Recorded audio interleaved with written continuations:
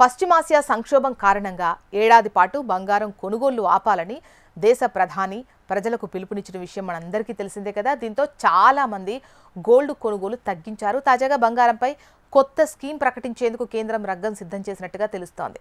దేశంలో బంగారం దిగుమతులను తగ్గించి ఇళ్లలో నిరుపయోగంగా ఉన్న బంగారాన్ని ఆర్థిక వ్యవస్థలోకి తీసుకురావడానికి కేంద్ర ప్రభుత్వం గోల్డ్ మానిటైజేషన్ స్కీమ్ను కొత్త రూపం తీసుకురావడానికి సిద్ధమవుతున్నట్టుగా తెలుస్తోంది.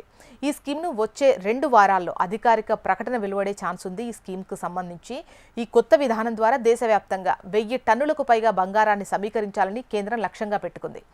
ఈ కొత్త విధానంలో దేశవ్యాప్తంగా ఉన్న బంగారు ఆభరణాల వ్యాపారులను కూడా కలెక్షన్ పార్ట్నర్స్గా చేర్చే ఛాన్స్ ఉంది. దీంతో ప్రజలు తమ దగ్గర ఉన్న బంగారాన్ని నేరుగా జ్యువెలర్స్ ద్వారా ఈ పథకంలో జమ చేసే ఛాన్స్ ఉంటుంది. ఇప్పటి వరకు ఈ అవకాశం కేవలం బ్యాంకులకు మాత్రమే ఉండేది. ఈ మార్పుతో ఇళ్లలో ఉన్న బంగారాన్ని మరింత సులభంగా సమీకరించవచ్చని all India jewellers and goldsmith federation భావిస్తోంది. ఇక నిపుణుల అంచనా ప్రకారం భారతీయ కుటుంబాల దగ్గర ఉన్న బంగారంలో కేవలం 5% ఈ పథకం ద్వారా సమీకరించిన 80 నుంచి 90 బిలియన్ డాలర్ల వరకు దేశీయ లిక్విడిటీ అందుబాటులోకి రావచ్చు. ఇది బంగారం దిగుమతులపై ఆధారపడ్డాన్ని గణనీయంగా తగ్గించడంలో సహాయపడుతుందని చెబుతున్నారు.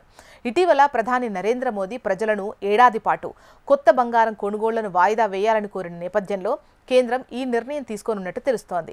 మరి పాత స్కీమ్ ఎందుకు విఫలమైంది అంటే 2015లో ప్రవేశపెట్టిన గోల్డ్ మానిటైజేషన్ స్కీమ్ ప్రధాన ఉద్దేశం బంగారం దిగుమతులను తగ్గించడం, కరెంట్ అకౌంట్ లోటును నియంత్రించడం. ఈ పథకం కింద ప్రజలు తమ బంగారాన్ని బ్యాంకుల్లో జమ చేసి 2.25 నుంచి 2.5% వరకు వడ్డీ పొందే ఛాన్స్ ఉండేది. అయితే 10 ఏళ్లలో మార్చి 2025 నాటికి కేవలం 38 టన్నుల బంగారం మాత్రమే ఈ పథకం ద్వారా సమీకరించారు.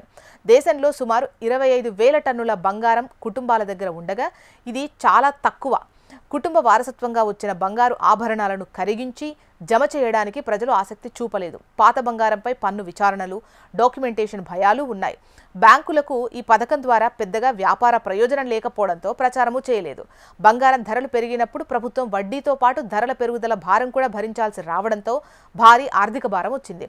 మరి ఈ కొత్త స్కీమ్లో ప్రయోజనం ఏంటి అంటే ఆర్థిక నిపుణుల అభిప్రాయం ప్రకారం కొత్త గోల్డ్ మానిటైజేషన్ స్కీమ్ విజయవంతమైతే బంగారం దిగుమతులపై ఆధారపడడం తగ్గుతుంది.